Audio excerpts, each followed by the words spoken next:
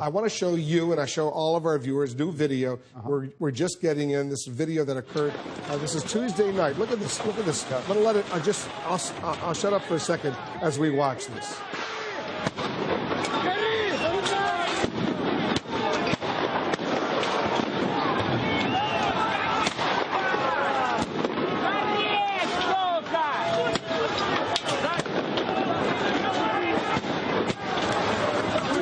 All right, so you see what's going on. This was Tuesday night. 26 people were killed in these demonstrations that occurred on the streets of Kiev. You spent 3 years there. When the president says there will be consequences if this continues, this crackdown, what does that mean?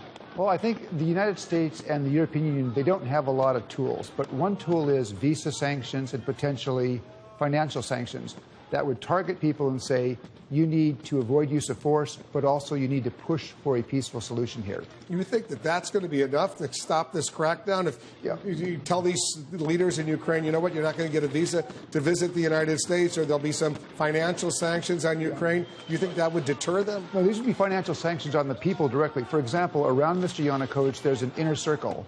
One man, Mr. Akhmetov, is the wealthiest oligarch in Ukraine. He has an £80 million apartment in London. If the Europeans say you can't go there, he's going to worry. If he can't do banking in Europe, he's going to worry.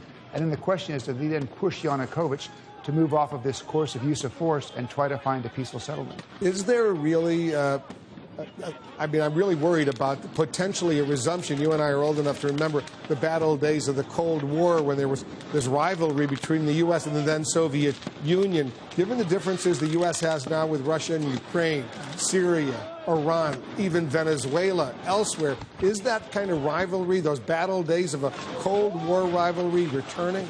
Well, I'm not sure we're going back to the Cold War, but certainly you have a much more complicated relationship than you had even 4 years ago. Why is that? Differences of opinion. I mean, for the United States, U.S. policy going back 20 years is aimed at seeing Ukraine develop as a stable, independent country that could choose its own course. And Ukraine appears to want to draw closer to Europe. For Vladimir Putin, that's a real problem, and you've then got that competition. It sounds to me that there's potential in Ukraine for some sort of ethnic civil war, ethnic Russian Ukrainians versus ethnic Ukrainians. Well, you know, I've heard from people who've actually been on the Maidan, on that square where you now see this fighting going on. And what people said is, you walk around there, you hear a lot of Ukrainian, but you also hear a lot of Russian.